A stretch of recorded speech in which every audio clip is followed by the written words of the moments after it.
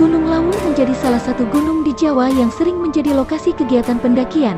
Kendati begitu, cukup banyak misteri yang menyelimuti gunung setinggi 3.265 meter ini. Sejarah Gunung Lawu pun kerap dikaitkan dengan legenda tentang Prabu Brawijaya kelima, raja terakhir Kerajaan Majapahit.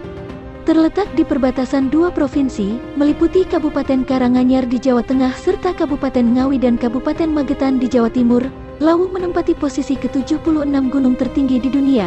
Gunung ini memiliki 3 puncak, yaitu Hargo Dalem, Hargo Dumiling, dan yang paling tinggi bernama Hargo Dumilah.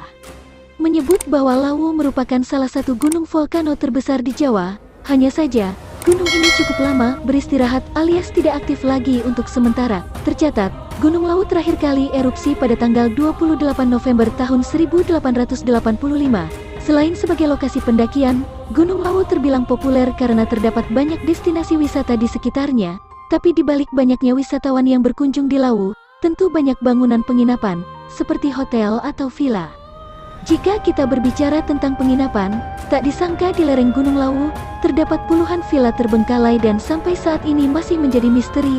Tak hanya jadi misteri saja, villa itu konon, bangunannya berdiri di atas tanah, bekas peninggalan Keraton Surakarta yaitu Keraton Mangkunegaran. Tapi sebelum membahas ceritanya, terima kasih sudah menonton di channel kami, bantu kami untuk mengembangkan channel Kisah Tanah Nusantara, dengan like, subscribe, share dan memberikan tanda lonceng di channel ini. Agar kami dapat memberikan informasi ke seluruh dunia, dan kami akan memberikan informasi baru lagi di channel ini. Terima kasih. Status kepemilikan tanah dan bangunan-bangunan peninggalan Mangkunegaran konon memang menjadi misteri dan permasalahan. Konon katanya menurut warga sekitar, pesanggrahan yang kosong itu terdapat misteri-misteri yang tak dapat dijelaskan oleh logika manusia. Dari beberapa suara tangisan wanita, teriakan manusia sampai geraman hewan pun sering terdengar saat menjelang mau malam hari. Konon ada seseorang warga yang sempat mendengar tangisan atau fenomena aneh itu. Mungkin dikira ada suatu kejahatan atau ada sesuatu yang membahayakan. Dicobalah untuk didatangi beberapa warga untuk dicek di bangunan, villa satu persatu, tapi juga tidak ada apa-apa, ucap salah satu warga yang tinggal di sekitar pesanggrahan yang terbengkalai itu. Fenomena itu sering dialami warga, sampai beberapa kali didatangi beberapa warga. Sampai seringnya warga pun jadi sudah terbiasa sama fenomena yang terjadi di pesanggrahan atau villa terbengkalai itu, sampai sudah tidak dihiraukan lagi, walaupun terdapat jeritan seorang wanita atau tangisan wanita. Konon ada salah satu warga ada yang pernah melihat penampakan dan beberapa pengunjung yang mencoba untuk eksplor pernah ditakuti, dan ada juga yang sampai kerasukan gara-gara angkernya bangunan yang sangat luas itu. Menurut pandangan batin, tim kami dari Kisah Tanah Nusantara, memang banyak sosok jin yang menghuni bangunan tersebut, terutama patung-patung yang sudah tidak terawat dan apalagi tempat yang sudah kotor, jadi banyak makhluk yang mendiami tempat-tempat tersebut.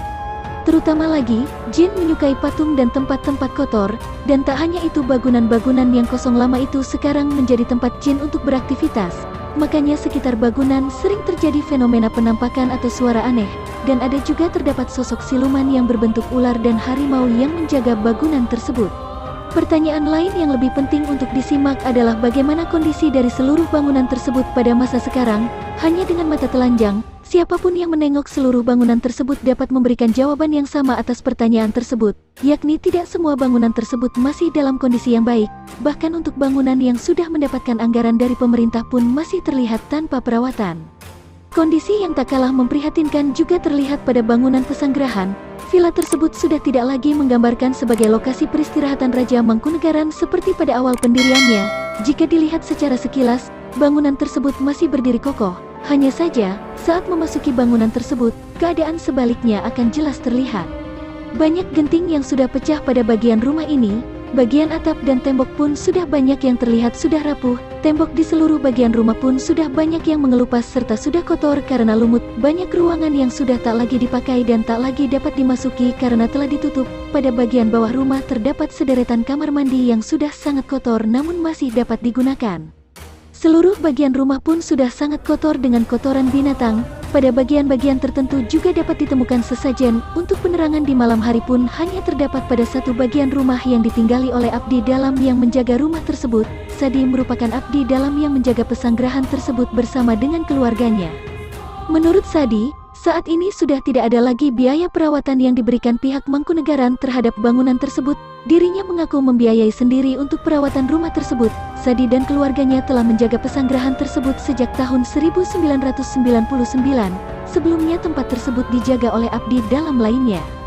Pihak Mangkunegaran sangat jarang terlihat di lokasi pesanggerahan Karangpandan, bahkan untuk sekedar menengok ke tempat tersebut. Sejak tahun 1999, kedatangan Mangkunegaran yang saat ini bertahta dapat dihitung dalam hitungan jari, yakni sekitar 4 kali.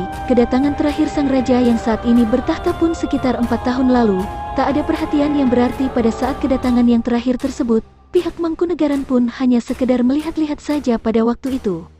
Sedangkan untuk bagian pesanggerahan yang telah dijual dan dibangun villa modern oleh pihak swasta, juga terlihat tidak terawat. Terdapat sekitar 25 unit villa modern yang dibangun di tanah bekas pesanggerahan Karangpandan tersebut, namun belum semuanya terbangun sempurna. Sebagian villa tersebut pun telah dijual kepada perorangan, yang kebanyakan pengusaha.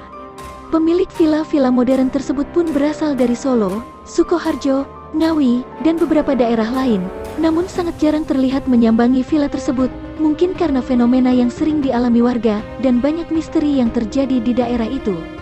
Sadi, abdi dalam keraton, juga mengungkapkan bahwa harga villa tersebut sangatlah mahal. Untuk villa termurah saja berharga sekitar 800 juta rupiah, sedangkan villa termahal dijual dengan harga 2 miliar rupiah. Demikian informasi yang dapat tim kami rangkum. Terima kasih sudah menonton di channel kami. Bantu kami untuk mengembangkan channel Kisah Tanah Nusantara dengan like, subscribe, share, dan memberikan tanda lonceng di channel ini, agar kami dapat memberikan informasi ke seluruh dunia, dan kami akan memberikan informasi baru lagi di channel ini. Terima kasih.